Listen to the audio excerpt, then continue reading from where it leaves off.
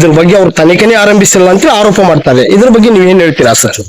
ಶುದ್ಧ ಸುಳ್ಳು ಅದು ನನ್ನ ಅವಧಿಯಲ್ಲಿ ಇಲ್ಲ, ಹುಸೇನ್ ಅವಧಿ ಇಲ್ಲ. ಅದ್ರ ಮುಂಚೆ ಅವರೇ ಆಗಿದ್ದ ಅಧ್ಯಕ್ಷ, ಅವ್ರ ಅವಧಿಯಿಂದ ನಡೀತಾ ಇತ್ತು. ಮುಂಚೆ ಒಂದು 40-50 ವರ್ಷ ನಡೀತಾ ಇದ್ದ ಸಮಸ್ಯೆ ಇದು. ನಮ್ ಪೀರಿಯಡ್ ಅಲ್ಲಿ ಒಂದ್ಸಲ ವೈರಲ್ ಆಗಿತ್ತು ಡಾಕ್ಯುಮೆಂಟ್ಸ್ ಮಾರಾಟ ಆಗಿದೆ ಅಂತ ಹೇಳಿ. ಯಾರು ಬಂದು ನಮ್ಗೆ ಏಜೆಂಟ್ ಕೊಟ್ಟಿಲ್ಲ, ಬ್ರೋಕರ್ ತಗೊಳ್ಳಿ ಅಂತ ಹೇಳಿಲ್ಲ. ವಾಟ್ಸ್ಆಪ್ ಅಲ್ಲಿ ವೈರಲ್ ಆದ್ರೆ ನಮ್ ಗಮನಕ್ಕೆ ಬಂದ್ರೆ ನಾವು ಇಮ್ಮಿಡಿಯೇಟ್ಲಿ ಹೋಗಿ DC ಅವ್ರ ಹತ್ರ ಅಬ್ಜೆಕ್ಷನ್ ಮಾಡಿದೀವಿ. ನನ್ನ ಹತ್ರ ಡಾಕ್ಯುಮೆಂಟ್ ಇದೆ, ಆಮೇಲೆ ತೋರಿಸ್ತೀನಿ ಕಾಪಿ. DC ಅವ್ರು ಏನ್ ಮಾಡಿದ್ರು, ಇಮ್ಮಿಡಿಯೇಟ್ಲಿ ADLR DDLR ನ ತಮ್ಮ ಕಚೇರಿ ಕಟ್ಸಿ, ನರ್ಸಪ್ಪ ಈಗ್ಲೂ ಇದಾರೆ ADLR, ಅವ್ರನ್ನ ಕರೆಸಿ ಮೊದ್ಲೇ ಇದು ಸೂಕ್ತ ತನಿಖೆ ಬೇಕು. ಫಸ್ಟ್ FR ಮಾಡಿದ್ರೆ, ಸರ್ FR ಮಾಡಕ್ ನಾವು ಆಫೀಸ್ ಆಗಿಲ್ಲ, ಇಲ್ಲಿ ಬರೀ ಟ್ಯಾಂಪರಿಂಗ್ ಆಗ್ತಾ ಇತ್ತು, ನಾವು ಕ್ಯಾನ್ಸಲ್ ಮಾಡ್ಬಿಟ್ಟು ರದ್ದು ಮಾಡ್ಬಿಟ್ಟಿದೀವಿ. ಮುಂದಿನ ದಿನಗಳು ಏನಾದಿದೆ ನಾವು ಹೋಗಿ FR ಮಾಡ್ತೀವಿ ಅಂತ ಹೇಳಿ ಇಮಿಡಿಯೇಟ್ಲಿ DC ಅವ್ರು ಫೋನ್ ಮಾಡಿ, ADC ಜುಬೇರ್ ಅವರು ಗುಲ್ಸ್ಪೇಟ್ ಸ್ಟೇಷನ್ ಫೋನ್ ಮಾಡಿ ಮೊದಲು FR ಮಾಡಿ. ನಾನೇ ಹೋದ ಇನ್ಸ್ಪೆಕ್ಟರ್ ಹೋದ್ರೆ, ಇಲ್ಲ ಸರ್ ನೀವು ಬಂದ್ರೆ ಆಗಿಲ್ಲ ಅಧ್ಯಕ್ಷರು, ಜೊತೆಯಲ್ಲಿ ನಂಗೆ ADLR ಆಫೀಸ್ ಏನ್ ಡಾಕ್ಯುಮೆಂಟ್ ಟ್ಯಾಂಪರ್ ಆಗಿದೆ ಅದು ತಂದೆ ನಾನು FR ಮಾಡ್ಬೋದು ಅಂತ ಹೇಳಿ ನಾನು ಸತತವಾಗಿ ADLR ಗೆ 10 ಸಲ ಫೋನ್ ಮಾಡಿದ್ದೀನಿ.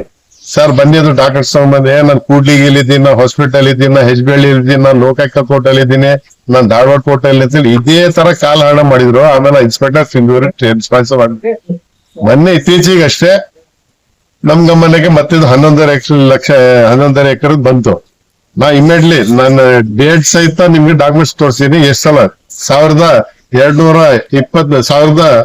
1223 ಇಸ್ವಿಯಿಂದ ನಾವು ಕರೆಸ್ಪಾಂಡೆನ್ಸ್ ಮಾಡ್ತಿದೀವಿ. ಎಲ್ಲಾ ಡಾಕ್ಯುಮೆಂಟ್ಸ್ ಪರ್ಫೆಕ್ಟ್ ಇದೆ. ವಕ್ಫ್ ಅಂತೀವಿ ರದ್ದು ಮಾಡಿ, ಯಾವ್ದಾರು ಬಂದ್ರೆ ಟ್ರಾನ್ಸ್ಫರ್ ಮಾಡಿ ರಿಜಿಸ್ಟರ್ ಮಾಡಿರ್ತೀವಿ ನಾವು ADLR ಆಫೀಸ್, ತಹಸೀಲ್ದಾರ್ ಆಫೀಸ್.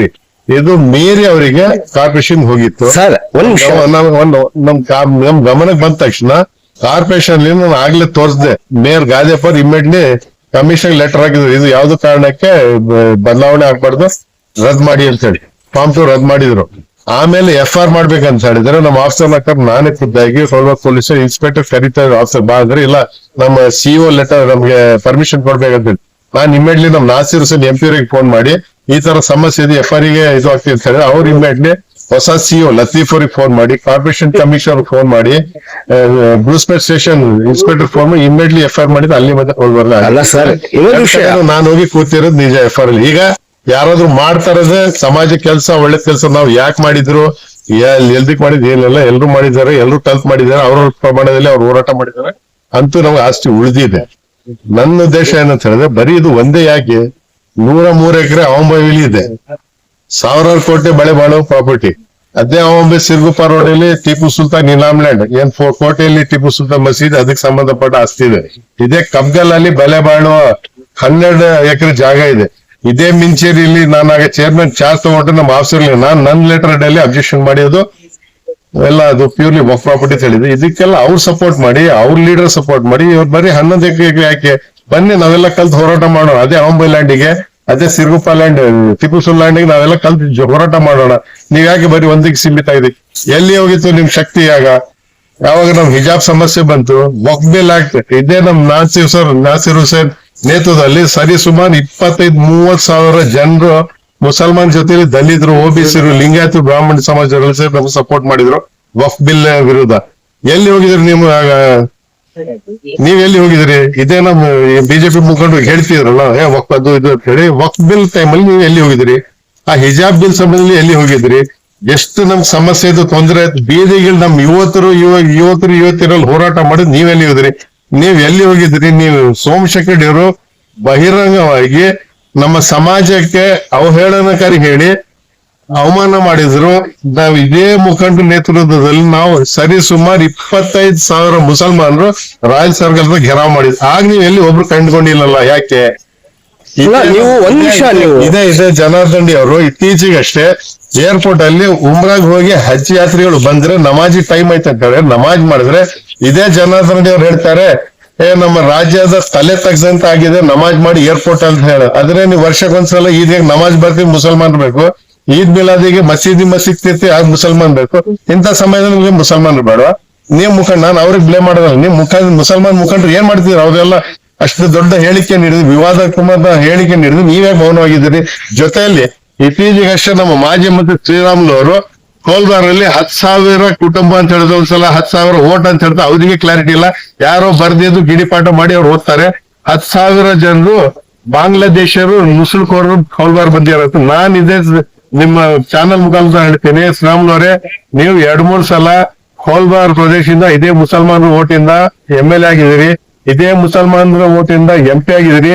ಈಗ ನಿಮ್ಗೆ ಅವರು ಕೋಮವಾದಿ ಪಕ್ಷ ಆದ್ಮೇಲೆ ಮುಸಲ್ಮಾನರೆಲ್ಲ ನಿಮ್ ಕಂಟಕ್ ಬರ್ತಲ್ಲ, ನಿಮ್ಮಿಂದ ದೂರ ಇದ್ದಾರೆ, ಅವ್ರಿಗೆ ಬಾಂಗ್ಲಾದೇಶ ಅಂತ ಇರ್ತಿದ್ರು. ನೀವು ಅದಕ್ಕೆ ನಾನ್ 2 ಸಲ ಆಯ್ಕೆ ಆಗಿದ್ದು, 2 ಸಲ ವಿಧಾನಸಭಾ, 1 ಸಲ ಲೋಕಸಭಾ ಮೆಂಬರಿಗೆ ನನ್ಗೆ ಅರ್ಹತೆ ಇಲ್ಲ, ನಾನು ಅನರ್ಹ ಮಾಡಿ ಅಂತ ಹೇಳಿ ಕೇಳ್ಕೋಬೇಕು ನೀವು ಎಲೆಕ್ಷನ್ ಕಮಿಷನ್ ಆಫ್ ಇಂಡಿಯಾಗೆ. ನಿಮ್ಗೆ ಬಾಂಗ್ಲಾದೇಶ್ ಓಟ್ ಇದ್ರೆ you are disqualified MP and MLA. ಈ ತರ ನೀವು ರಾಜಕೀಯ ಮಾಡ್ತೀವಿ, ರಾಜಕೀಯ ಹೇಳಿ ಆದ್ರೆ ನಮ್ಮ ಮುಸಲ್ಮಾನ್ ಮುಖಂಡರು ನಾನು ಮನವಿ ಮಾಡೋದು ಇದೇ ರಿಜಾನ್ ಉಮರ್ ಪ್ರತಿಯೊಂದು ಮಾತಿಗೆ ಸೋಷಿಯಲ್ ಮೀಡಿಯಾ ವೈರಲ್ ಮಾಡ್ತಿರಲ್ಲ, ಬಂದು ಇದಕ್ಕೆಲ್ಲ ಮಾತಾಡೋಣ. ತುಂಬಾ ಚರ್ಚೆಗಳಿದೆ, ತುಂಬಾ ಸಮಸ್ಯೆಗಳಿದೆ ಸಮಾಜದ. ಇಷ್ಟೆಲ್ಲ ಆಸ್ತಿ ಇದು ನಮ್ಮ ಅಂದ್ರೆ ನೇರ ಮುಖಾಮುಖಿ ಕುಂದಿರ್ತೀರಾ ನೀವು ಅವ್ರು ಬಂದ್ರೆ? ಡೈರೆಕ್ಟ್ ಇದೆ. ನಮ್ಗೇನೆ ನಮ್ಮ ಹತ್ರ ಡಾಕ್ಯುಮೆಂಟ್ಸ್ ನಿಮ್ಗೆ ಎಲ್ಲರಿಗೂ ಒಂದು ಸೆಟ್ ಕೊಡ್ತೀವಿ. ನಮ್ಮ ಹತ್ರ ಏನು ಮುಚ್ಚುಮರಿ ಇಲ್ಲ. ನಮ್ ಪೀರಿಯಡ್ ಏನಾಗಿಲ್ಲ, ಪೀರಿಯಡ್ ಏನಾಗಿಲ್ಲ, ಆಗಿರೋದು ಅವ್ರ ಪೀರಿಯಡ್ ಅಲ್ಲಿ ಅವ್ಯವಹಾರಗಳು. ಅಲ್ಲ, ನಿಮ್ಮ ಕಾಂಟ್ರಿಬ್ಯೂಷನ್ 3 ವರ್ಷಗಳ ನೀವು ಬೋರ್ಡ್ ಅಧ್ಯಕ್ಷ ಇದ್ರಲ್ಲ, ನೀವ್ ಏನ್ ಮಾಡಿದಿರಿ ಹಾಗಾದ್ರೆ? ನಾನು ಹೆಮ್ಮೆ ಹೇಳ್ತೀನಿ, ಎಲ್ರಿಗಿಂತ ಜಾಸ್ತಿ ಕಮಿಟಿಗಳು ಆಗಿರೋದು ನನ್ ಪೀರಿಯಡ್ ಅಲ್ಲಿ, ಎಲ್ರಿಗಿಂತ ಜಾಸ್ತಿ ಗ್ರಾಂಟ್ಸ್ ಆಗಿರೋದು ನನ್ ಪೀರಿಯಡ್ ಅಲ್ಲಿ. ಅನೇಕ ಸಿವಿಲ್ ಪ್ರಾಬ್ಲಮ್ಸ್ ಏನಿತ್ತು ನನ್ನ ಅವಧಿಯಲ್ಲಿ ಬಗೆಹರಿಸಿದೆ.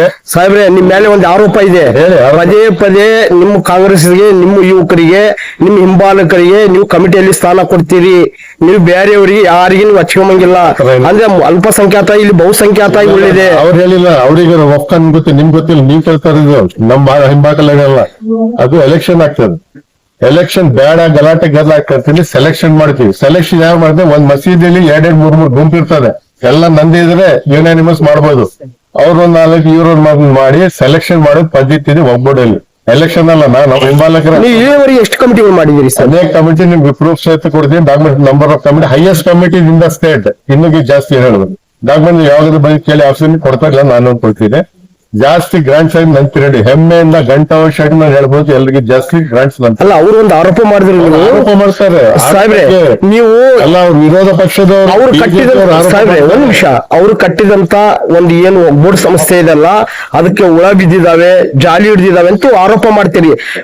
ಇಲ್ಲಿ ಹಳೆ DC ಆಫೀಸ್, ಅದೇ ನೀವೇ ಆರೋಪ ಮಾಡಿದ್ದಂಬುದು ನಮ್ಮ ಹತ್ರ ಡಾಕ್ಯುಮೆಂಟ್ಸ್ ಇದಾವ. ಅವ್ರು ಕಟ್ಸಿದಲ್ಲ, ನಾಸಿರ್ ಹುಸೇನ್ ಬಿಶ್ವಾಸ್ ಅವ್ರಿಗೆ ಹೇಳಿ ಜಾಗ ಸ್ಯಾಂಕ್ಷನ್ ಕಟ್ಸಿರೋದು. ಆಗ ನಾಸಿರ್ ಹುಸೇನ್ ಎಲ್ಲರಿಗಿಂತ ಹತ್ರ ಆಗಿದ್ದು ರಿಜಾನ್ ಉಮರ್ ಹತ್ರ. ಅವ್ರು ಸ್ವಲ್ಪ ನೋಡ್ಕೊಳ್ತಿದ್ದಾರೆ, ಅಲ್ಲಿ ಸಾಯಿಲ್ ಟೆಸ್ಟಿಂಗ್ ಮಾಡಿಲ್ಲ. ಒಗ್ಬೋರ್ಡ್ ಹಿಂದಗಡೆ ಒಂದು ಜಾಗ ಇದೆ, ಅದ್ರ ಬಗ್ಗೆ ಏನಾದ್ರು ಮಾಹಿತಿ ಕೊಡ್ತೀರಾ ನೀವು? It is purely reserve fund skill development corporation. 2 ಕೋಟಿ ರೂಪಾಯಿ ಅದಕ್ಕೆ ಸ್ಯಾಂಕ್ಷನ್ ಆಗಿದೆ. ಇನ್ನೊಂದು ಸ್ಯಾಂಕ್ಷನ್ ಆಗಿದ್ದ ತಕ್ಷಣ ಇವತ್ತು ಆದ ತಕ್ಷಣ ನಾಳೆ ಕೆಲಸ ಮಾಡಕ್ಕಾಗಿದೆಯಲ್ಲ. ಫಾರ್ ಎಕ್ಸಾಂಪಲ್, ಮುಸ್ಲಿಂ ಶಾದಿ ಮಾಲ್ ಮತ್ತು ಒಡ್ಡರ್ಬಡ್ಡೆ ಶಾದಿ ಮಾಲ್ಗೆ ಸರ್ಕಾರ ವತಿಯಿಂದ ಅಲ್ಪಸಂಖ್ಯಾತ ಇಲಾಖೆಯಿಂದ 5 ಕೋಟಿ ಸ್ಯಾಂಕ್ಷನ್, 2 ಕೋಟಿ ರಿಲೀಸ್ ಆಗಿದೆ. ಜೊತೆಯಲ್ಲಿ 1 ಕೋಟಿ ನಮ್ಮ MP ನಾಸಿರ್ ಹುಸೇನ್ ಅವರು ಅನುದಾನ ಕೊಡ್ತಾರೆ, ಭರತ್ ರೆಡ್ಡಿ ಅವರು ಅನುದಾನ ಕೊಡ್ತಾರೆ. ಅಲ್ಲ, ನೀವು ಕಮಿಷನ್ ಆಸೆಗಾಗಿ ಏನ್ ಬೇಕೋ ಮಾಡಕ್ ಸಿದ್ಧ ಅಂತ ಹೇಳಿ ಅವ್ರು ಆರೋಪ ಮಾಡಕತ್ತಾರೆ. ಯಾರು ಹೇಳಿದ್ರೆ ನಮ್ ಬಾರಿ ಕ್ಲಿಯರ್ ಇದೆ. ಒಡ್ಡರ್ಬಂಡ ಶಾದಿ ಮಾಲ್ದು, ರಂಗಮಂದಿರ ಶಾದಿ ಮಾಲ್ದು ಕೇಳ್ಬಿಟ್ಟಲ್ಲ ಸರ್, ಕೇಳ್ತೀನಿ. ನಾನು ಬೋರ್ಡ್ ಆಗುವಾಗ 1 ಇಂಚ್ ತಾರತಮ್ಯ ಆಗಿಲ್ಲ, ಬರೀ ಫೇರ್ ಅಂಡ್ ಫ್ರೀ ಆಗಿದೆ ಅಂತ ಹೇಳಿ ಹೆಮ್ಮೆ ಇದೆ. ಇಡೀ ನಾನೆಲ್ಲ ಬಹಳ ಜನ ಅಧಿಕಾರ ಹೇಳ್ತಾರೆ, ಎರಡ ಮಾತಿಲ್ಲ. ಅಲ್ಲ, ಆರೋಪ ಮಾಡ್ತಾರೆ, ಅವ್ರು ಬಂದ್ ಮುಂದೆ ಆರೋಪ ಮಾಡ್ಲಿ, ಸಾಬೀತ್ ಮಾಡ್ಲಿ, ಅದಕ್ಕೆ ಕಲ್ಲು ಬಾಗಿಸ್ತಾರೆ. ಅಂದ್ರೆ ಅವ್ರು ನೇರವಾಗಿ ಬರ್ಲಿ, ಮುಂದೆ ಯಾರು ಏನ್ ಮಾಡಿದ್ದಾರೆ, ಯಾರು ಏನೇನ್ ಮಾಡಿದ್ದಾರೆ, ಎಷ್ಟು ಮಾಡಿದ್ರು ನಾವ್ ಹೇಳ್ಬೋದು. ಮಿಲಿಟರಿ ಬರಿಯಲ್ ಗ್ರೌಂಡ್ ಏನಾಗಿದೆ ಸರ್? ಅದು ಒಳ್ಳೆ ಪ್ರಶ್ನೆ ಕೇಳಿದ್ರೆ, ಮಿಲಿಟರಿ ಬರಿಯಲ್ ಗ್ರೌಂಡ್ ಎನ್ಕ್ರೋಚ್ಮೆಂಟ್ ಆಗಿತ್ತು. ನಾನು ಆಫೀಸಲ್ಲಿ ಕೂರಾಗ ಕೆಲವರು ನಮ್ಮ ಮುಖಂಡರು ಬಂದು, ಏನ್ರಿ ನಾವು ಲೇಔಟ್ ಮಾಡಿದ್ವಿ, ನೀವು ಅಬ್ಜೆಕ್ಷನ್ ಮಾಡಿದ್ರೆ ನನ್ ಡಾಕ್ಯುಮೆಂಟ್ ತೋರಿಸಿದೆ, ಇದು ಪ್ಯೂರ್ಲಿ ಮಿಲಿಟರಿ ಬರಿಯಲ್ ಗ್ರೌಂಡ್ ಇದೆ, ವಕ್ ಪ್ರಾಪರ್ಟಿ. ಪಕ್ಕದಲ್ಲಿ ಭಂಡಾರ್ಲಿಶ ದರ್ಗಾ ಇರೋದು ವಕ್ ಪ್ರಾಪರ್ಟಿ. ಅಲ್ಲ, ಯಾರಿಗಾದ್ರೂ ಸಂಶಯ ಕೇಳಿ ಡಾಕ್ಯುಮೆಂಟ್ ಕೊಡ್ತೀವಿ, ಅವ್ರದ್ದು ಏನಿದೆ ಅವ್ರು ತಂದ್ಕೊಳ್ಳಿ. ಆ ಮಿಲಿಟರಿ ಬರಿಯಲ್ ಗ್ರೌಂಡ್ ಮೊನ್ನೆ ಒಂದು ಗ್ರಾಂಟ್ ಅಲ್ಲಿ ಗಾರ್ಡನ್ ಸ್ಯಾಂಕ್ಷನ್ ಆಗಿತ್ತು. ನಾನಿಂದ ಅಲ್ಲಿ ಒಂದು ದೊಡ್ಡ ಬಾವಿ ಇದೆ, ಮಕ್ಕಳರು ಮತ್ತು ಮಹಿಳೆಯರು ಬರ್ತಾರೆ ಗುರುವಾರ, ಶುಕ್ರವಾರ, ಸೋಮವಾರ. ಅದಕ್ಕೊಂದು ಅನಾಹುತ ಆಗ್ಬಾರ್ದು, ಅಲ್ಲಿ ಒಂದು ಗೋಡೆ ಕಟ್ಟಿ ಅಂದ್ರೆ ಬೇರೆ ಗೋಡೆ ಕಟ್ಟಿ ಕಾಂಪೌಂಡ್ ಅನ್ನೋದು, ಅದಕ್ಕೆ ನಾನು ತಡೆ ಹಿಡಿದೆ. ಈಗಲೂ ಸಾಕ್ಷಿ ಇದೆ, ನಾನು ಇತ್ತು ಪ್ರೂಫ್. ಯಾಕಂದ್ರೆ ಅಲ್ಲಿ ನಾವು ಗೋಡೆ ಕಟ್ಟಿ ಅದೇ ಹದ್ಬಸ್ತ್ ಆಗ್ಬಿಡ್ತದೆ, ಫೈನಲ್ ಆಗ್ತದೆ ಅಂತ ಹೇಳಿ ನಾನು ಕ್ಯಾನ್ಸಲ್ ಮಾಡಿ. ಅಲ್ಲ, ನಿಮ್ಮ ಮುಖಂಡರಕ್ಕ ಒಂದು ಹೊಡೆದಾಟಕ್ಕ, ಒಂದು ನಿಮ್ಮ ಕಾಟಕ್ಕ ಅಲ್ಪಸಂಖ್ಯಾತರ ಯುವಕರು ಬಲಿ ಆಗ್ತಾರ ಎಂಬುದು ಪ್ರಶ್ನೆ ಸಾರ್ವಜನಿಕರಿಗೆ ಮಾಡಕತ್ತೆ ಸರ್. ಅಲ್ಲ, ನೀವೇ ಜಗಳಾಡಿ, ಯಾರು ಕೇಳ್ತಾ ಇಲ್ಲ, ಯಾರು ಜಗಳ ಆಡ್ತಲ್ಲ. ಒಂದ್ ಮನೆ ಅಂದ್ರೆ, ಒಂದ್ ಸಂಸಾರ ಅಂದ್ರೆ ಅಣ್ಣ ತಮ್ಮ ಜಗಳ ಇದ್ದೇ ಇರ್ತದೆ. ಅದಕ್ಕೆ ನಾವು ದೊಡ್ಡದಾಗಿ ಮಾಡಿ ನಮ್ ಮುಖಂಡಲ್ಲಿ ಜಗಳ ಇದೆ, ಗಲಾಟೆ ಏನಿಲ್ಲ, ನಾವೇನೋ ಚಾಕು ತಲ್ವಾರ್ ತಗೊಂಡಿದ್ದ ಜಗಳ ಆಡಿಸಲ್ಲ. ಮುಸುಗಿನ ಗುಡ್ಡಾಟ ನಡೀತದೆ. ಒಂದ್ ಮನೆಯಲ್ಲಿ ಸಹಜ ಅಣ್ಣ ತಮ್ಮ ಜಗಳ ಆಡ್ತಾರೆ. ಇದು ಯಾರು ಅವ್ರ ಆಸ್ತಿ ನಾನ್ ಕೇಳ್ತಾ ನನ್ನ ಆಸ್ತಿ ಕೇಳ್ತಾ ದಾದಾಬಿ ಆಸ್ತಿ ಯಾರು ಕೇಳ್ತಲ್ಲ. ಇದು ಒಂದು ರಾಜಕೀಯ ಮಾಡ್ತಿದ್ರೆ ನಾನು ಅದೇ ರಾಜಕಾರಣಿ ಕೇಳ್ತೀನಿ, ನಿಮ್ ಲೀಡರ್ಗಳು ಏನ್ ತಪ್ಪು ಮಾಡಿದ್ರೆ ಅದ್ರ ವಿರುದ್ಧ ಹೋರಾಟ ಮಾಡಿ ಧ್ವನಿ ಎತ್ತಿ ನಾವೆಲ್ಲ ಸಾಥ್ ಕೊಡ್ತೀವಿ. ಅಲ್ಲ, ಅವ್ರ ಆರೋಪ ಏನಂದ್ರೆ ನೀವು ಎಷ್ಟು ದಿನ ಹಿಂಗೆ ಕುರ್ಚಿಯಾಗಿ ಗುದ್ದಾಟ ಆಡ್ತೀರಿ, ಯುವಕರು ಇದಾರ ಅವ್ರ ಯುವಕರಿಗೆ ಒಂದು ಸ್ಥಾನ ಮಾಡಿಕೊಡ್ರಿ ಅಂತ ನೀವು ಗುದ್ದಾಡಿದ್ದಾರೆ. ನಿಮ್ಮ ಕಾಂಗ್ರೆಸ್ ಸರ್ಕಾರದ ನಿಮ್ಮವರೇ ನೀವೇ ಬೆಳೆಸ್ತೀರಂತ ಅವ್ರು ಹೇಳಕತ್ತಾರ. ಏನ್ ಬೆಳೆಸ್ತಿದ್ದಾರೆ? ಯುವಕರಿಗೆ ನೀವು ಬೆಳೆಸ್ತಾ ಇಲ್ಲ, ನೀವೇ ಕುರ್ಚಿ, ನೀವು ಹಿರಿಯರೆಲ್ಲ ಒಂದೇ ಆಗಿ ಯಾವ ಕುರ್ಚಿ ತಗೊಂಡಿದ್ದೀವಿ? ಯಾವ ಒಗ್ಗೂಡಿ ವಿಚಾರ ಆಗಿರ್ಬೋದು, ಎಲ್ಲ ಕಮಿಟಿ ಬೇರೆ ಯಾವ್ದಿಲ್ಲ, ಕಮಿಟಿಗಳು MLC ಇಲ್ಲ, MP ಇಲ್ಲ, ಅಲ್ಲ ಅಲ್ಲಿ ಸ್ಥಾನ ಇಲ್ಲಲ್ಲ, ಇಲ್ಲೇ ಕುಡಿದ್ರಿ ಅಲ್ಲೆಲ್ಲಿ ಸ್ಥಾನ ಕೊಡ್ತಾರಂತ. ಒಗ್ಗಟ್ಟು ಕೊಡೋದೇ ಮುಸ್ಲಿಮ್ಸಿಗೆ. ಫಾರ್ ಕೈಂಡ್ ಇನ್ಫಾರ್ಮೇಶನ್, ಒಗ್ಗಟ್ಟು ಕೊಡೋದೇ ಮುಸ್ಲಿಮ್ಸಿಗೆ. ಮುಸ್ಲಿಂ ಯಾರು ಅರ್ಹರಿದ್ರೆ ಅವ್ರಿಗೆ ಕೊಡ್ತಾರೆ. ಇದು ಬರೀ ಬಳ್ಳಾರಿ ಅಲ್ಲ, ಇಡೀ ರಾಜ್ಯದ DWC ಚೇರ್ಮನ್ಶಿಪ್ ಪೆಂಡಿಂಗ್ ಇದೆ. ಇಡೀ ರಾಜ್ಯದಲ್ಲಿ ಬರೀ ಬಳ್ಳಾರಿದಲ್ಲ. ಸುಮ್ನೆ ಅವ್ರು ಏನು ಹೇಳ್ತಾರೆ ನೀವು ನಮ್ಗೆ ಕೇಳಿದ್ರೆ ಅದಕ್ಕೆ ಅರ್ಥ ಇರ್ಬೇಕು.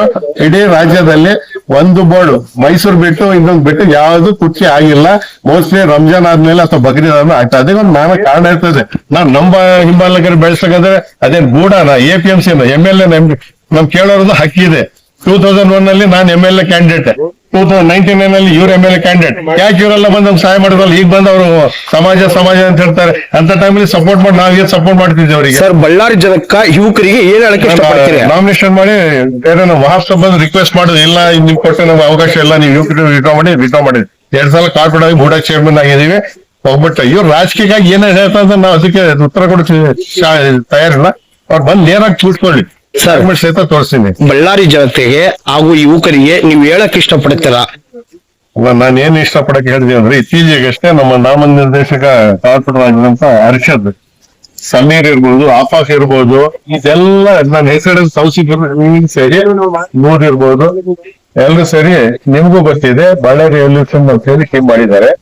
ಅದರಲ್ಲಿ ಅವರು ಯಾರಾದ್ರೂ ನ್ಯಾಯಪೇಸ ಕೈ ಚಾಚ್ತಾ ಇಲ್ಲ. ಅದರಲ್ಲಿ ಫರಾಜ್ ಇದ್ದಾರೆ, ಮುಖ್ಯ ಅನೇಕ ಯುವ ನಾನು ಹೇಳಿದ್ರೆ 100 ಇಮ್ರಾನ್, ನಮ್ಮ ಉಮೇರ್, ಸಾದಿಕ್ ಇದ್ದಾರೆ, ಅಬ್ರೇಜ್ ಇದ್ದಾರೆ. ಎಲ್ಲ ಒಂದು ಟೀಮ್ ಕಟ್ಕೊಂಡು ಫಸ್ಟ್ ಈಗ ಸ್ವಚ್ಛತೆ ಮಾಡಕ್ ಪ್ರಯತ್ನ ಮಾಡೋದು. ಈ ಜಾಗದಲ್ಲಿ ಗೊತ್ತಿತ್ತಲ್ಲ, ಅದು ವಕ್ ಪ್ರಾಪರ್ಟೀಸ್ ಇರೋನು ಗಾಂಜಾ, ಡ್ರಗ್, ಸರಾಯ್, ಅನೈಗತ ಚಟುವಟಿಕೆ ನಡೀತಿದೆ ಅಂತ ನಮ್ಗೂ ಗಮನಕ್ಕೆ ಬಂದಿತ್ತು. ನಾವು ವರ್ಷಕ್ಕೆ ಒಂದ್ಸಲ 2 ಸಲ ಹಬ್ಬಗೆ ಹುಣ್ಣಿಮೆಗೆ ನಾವು ಕ್ಲೀನ್ ಮಾಡ್ತಿದ್ ನಿಜ ಅದು. ಯಾಕಂದ್ರೆ ಅದಕ್ಕೆ ಒಂದ್ಸಲ ಮಾಡಿದ್ರೆ 50,000 ಖರ್ಚು ಮಾಡ್ತಾರೆ. ಆದ್ರೆ ಈ ಯುವಕರು ತುಂಬಾ ಧೈರ್ಯ ಮಾಡಿ ಒಂದು ಒಗ್ಗಟ್ಟು ಮಾಡಿ ಯುವಕರಿಂದ ಸರಿ ಸುಮಾರು 3,500 ಸಸಿಗಳು ನೆಟ್ಟಿದ್ರು. ಇವತ್ತು ಅದು ಹೋಗಿ ಗಿಡ ಆಗಿದೆ, ನಾಳೆ ಮರ ಆಗ್ತದೆ, ನೆರಳು ಕೊಡ್ತದೆ, ಆಕ್ಸಿಜನ್ ಕೊಡ್ತದೆ. ಅದಕ್ಕೆ ಯಾರು ನ್ಯಾಯಪೈಸೆ ಕೊಟ್ಟಿಲ್ಲ. ನಾನು ಹೇಳ್ತೀನಿ ಹೆಮ್ಮೆವಾಗಿ, ಗಂಟಕೋಶ ಹೇಳ್ತೀನಿ, ಯಾವ ಮುಖಂಡ ಅವ್ರು ಬಂದು ಎಲ್ಲಿಂದ ಮಾಡ್ತೀರಪ್ಪ, ಯಾವ ತಂದು ಒದ್ದಾಡ್ತೀನಿ ಯಾರು ಕೇಳಲಿಲ್ಲ. ಏನಿದ್ರೆ ನಾವು ಒಬ್ಬ ಅಧ್ಯಕ್ಷರು ಕಣ್ತಂದ್ ಕೇಳ್ತೀವಿ ಅಥವಾ ಪರ್ಮಿಷನ್ KIB ಇರ್ಬೋದು, ಕಾರ್ಪೊರೇಷನ್ ಇರ್ಬೋದು, ಫಾರೆಸ್ಟ್ ಎಲ್ಲ ಪರ್ಮಿಷನ್ ತಗೊಂಡು ಮಾಡಿದ. ಅವ್ರಿಗೆ ಯಾಕೆ ತೊಂದರೆ ಆಗ್ತಿದೆ? ನಾವು RTI ಹಾಕ್ತಿವಿ, ನಾವು ಏನ್ ಬಟ್ಟೆ ದುಡ್ಡಿಂದ ಮಾಡ್ತಿದಾರ ಎಲ್ಲ ಕ್ಲಬ್ ಓಡ್ಸ್ ಎಲ್ಲ ಯಾವ್ದೋ ಬೇರೆ ಅನಿತ್ಯ ದಂಧೆ ಮಾಡಿ ಮಾಡ್ತಿದಾರ. ಅದೇ ಅವ್ರು ಅವ್ರು ಕಷ್ಟಪಟ್ಟು ದುಡ್ಡು ವಾರಕ್ಕೆ 5,000 ಸಾವಿರ ರೂಪಾಯಿ ಖರ್ಚು ಮಾಡ್ತಿರೋರು, ಯಾರು ಕೈ ಚಾಚಿಲ್ಲ. ಇಷ್ಟೆಲ್ಲ ಮಾಡುವಾಗ ಅವ್ರಿಗೆಲ್ಲ ಬಂದು ಧೈರ್ಯ ತುಂಬಬೇಕು, ಸಪೋರ್ಟ್ ಮಾಡಕ್ ಮಾಡ್ಸ. ಅದು ಬಿಟ್ಟು ನೀವು ಎಲ್ಲಿ ಮಾಡ್ತೀರಾ, ಏನ್ ಮಾಡ್ತಿದ್ದೀರಾ, ಎಲ್ಲಿಂದ ಬರ್ತಿದ್ ದುಡ್ಡು? ಅಲ್ಲ, ಅವ್ರೇನಾದ್ರು ನಾಳೆ ಮುಖಾಮುಖಿ ಕುಂದಿರ್ತೀನಿ ಅಂದ್ರೆ ನೀವು ಸಿದ್ಧವಾಗಿದ್ದೀರಾ? ಎಷ್ಟೆಲ್ಲ ಹೇಳಿ ಸದ್ಯಕ್ ಸಾಹೇಬ್ರೆ. ಅಲ್ಲ, ಲಾಸ್ಟ್ ಕೊನೆಯ ಮಾತು ನೀವ್ ಹೇಳ್ರಿ. ಅವ್ರು ಬಂದ್ರೆ ಅಲ್ಲ ಸಾಹೇಬ್ರೆ ಆಗ್ಲಿ, ನೇರವಾಗಿ ನಿಮ್ ಮುಖಾಂತರ ಕೇಳ್ತೇನೆ. ನಿಮ್ಗೆ ನಾಳೆ ರಂಜಾನ್ ಆಗಿದೆ ಆದ್ಮೇಲೆ ಆಮೇಲೆ ಖಬ್ರಸ್ತಾನ್ದು ಇದೇ ರೆವಲ್ಯೂಷನ್ ಟೀಮ್ ಬಂದು ಕ್ಲೀನ್ ಮಾಡಿ ಎಷ್ಟು ಗಲೀಜಿತ್ತು ಅಂದ್ರೆ ಬೋರ್ವೆಲ್ಸ್ ಹಾಕಿ, ಲೈಟ್ಸ್ ಹಾಕಿ, CC ರೋಡ್ ಆಗಿದೆ. ಈಗ 2 ದಿನದಲ್ಲಿ MLA ಬಂದು ಉದ್ಘಾಟನೆ ಮಾಡ್ತಿದ್ರೆ, ಕಾಂಪೌಂಡ್ ಮಾಡಿದ್ರೆ. ಇದಕ್ಕೆಲ್ಲ ಅವರು ಸಭಾಜ್ಗಿರಿ ಹೇಳದ್ಬಿಟ್ಟು ನೀವ್ ಎಲ್ಲಿಂದ ಬಂದಿದ್ರಿ, ಎಲ್ಲಿಂದ ಮಾಡ್ತಿದ್ರಿ, ಎಲ್ಲಿಂದ ದುಡ್ಡು ತಂದ್ರು. ಅರೆ ಯಾರು ದುಡ್ಡು? ಅವ್ರು ಕಷ್ಟಪಟ್ಟು ದುಡ್ಡು ಅದಕ್ಕೆ ಸಾಕಾರ. ಇಲ್ಲಾಂದ್ರೆ ಸುಮ್ನೆ ಬಾಯ್ ಬಿಟ್ಟು ಸುಮ್ನೆ ಪದೇ ಕೆಡ್ಕೋದು ಮಾಡೋದು. ಅದು ಖಬ್ರಸ್ತಾನ್ ಕಮಿಟಿ ನೀವು ಪದೇ ಹೇಳಿದ್ರಿ ಯಾಕಾಗಿಲ್ಲ ಅಂತ ಹೇಳಿ. ಅದು category wise, ward wise category ಮಾಡಿ ಬೈಲಾ ಫ್ರೇಮ್ ಆಗಿದೆ. ನಾನು ಆಸ್ ಒಬ್ಬಟ್ಟು ಚೇರ್ಮನ್ ಕಾಲ್ ಮಾಡುವಾಗ ಇದೇ ರೀಸನ್ ಡಾಕ್ಯುಮೆಂಟ್ ತೋರ್ತೀನಿ, ಇದೇ ರೀಸನ್ ಅಂತ ಅಡ್ಡ ಬಿದ್ದು ಅಬ್ಜೆಕ್ಷನ್ ಮಾಡಿದೆ. ಎಷ್ಟಂತ ನಾನು ಹೇಳಿ ಅವ್ರಿಗೆ ಅಬ್ಜೆಕ್ಷನ್ ಮಾಡ್ತಾ ಇರೋದು. ಸುಮ್ನೆ ನಾವು ಅಡ್ಡ ಬಿದ್ದಿ. ನಮ್ಮ ಪೀರಿಯಡ್ ಅಲ್ಲಿ ಎಲ್ಲ ಕಮಿಟೀಸ್ ಆಗಿದೆ, 4-5 ಯಾವ್ದು ಕೋರ್ಟಲ್ಲಿ ಡಿಸ್ಪ್ಯೂಟ್ ಇದೆ, ಇನ್ನೊಂದು ಯಾವ್ದಾದ್ರು ಲಿಟಿಗೇಷನ್ ಬಿಟ್ಟು ಎಲ್ಲ ಕ್ಲಿಯರ್ ಆಗಿದೆ. ದೇವರ ಜನರ ಆಶೀರ್ವಾದ, ನಮ್ಮ ಮುಖಂಡ ಆಶೀರ್ವಾದ, ನಾಸಿರ್ ಅವರು ಮೀಟಿಂಗ್ ಅಲ್ಲಿ ಪ್ರತಿ ಮೀಟಿಂಗ್ ಕೂತು ನಾನು ಕೇಳಿ ಕ್ಲಿಯರ್ ಮಾಡಿ ನೀವೇ 3-4 ದರ್ಗಾದಿತ್ತು, 2-3 ಮಸೀದ್ ಅದು ಬಿಟ್ಟು ಯಾವ್ದಿಲ್ಲ. ಇನ್ನೊಂದು ಕೋರ್ಟ್ ಮಲ್ಲ ಮಸೀದ್ ಇದು 2 ಎಕರೆ 70 ಸೆಂಟ್ ಜಾಗ, ಅದು ಇನ್ನೊಂದು ಕೋರ್ಟ್ ಅಲ್ಲಿ ನಡೀತಾ ಇದೆ. ಅದನ್ನು ನೆನ್ನೆ ಕಾರ್ಪೊರೇಷನ್ ಬಂದಿತ್ತು. ಇಮ್ಮಿಡಿಯೇಟ್ ಅದನ್ನು ನಾನು ಒಬ್ಬನೇ ಅಂತ ಹೇಳಕ್ಕಾಗ, ಇವ್ರೊಬ್ಬನೇ ಅಂತ ಹೇಳಕ್ಕಾಗ, ಎಲ್ಲರೂ ಸೇರಿ ಪಕ್ಷಾತೀತವಾಗಿ ಜಾತಿ ಪಕ್ಷ ಬಿಟ್ಟು ಅದನ್ನು ತಡೆ ಹಿಡಿದಾರೆ. ಅದನ್ನು ರದ್ದಾಗಿದೆ. ಮುಂದಿನ ದಿನಗಳಲ್ಲಿ ಅದನ್ನು ಸ್ಕ್ಯಾಮ್ ಹೊರಗೆ ಬರ್ತದೆ. ಇಷ್ಟ ಹೇಳಕ್ ಬರ್ತಾ ಇದೆ. Thank you.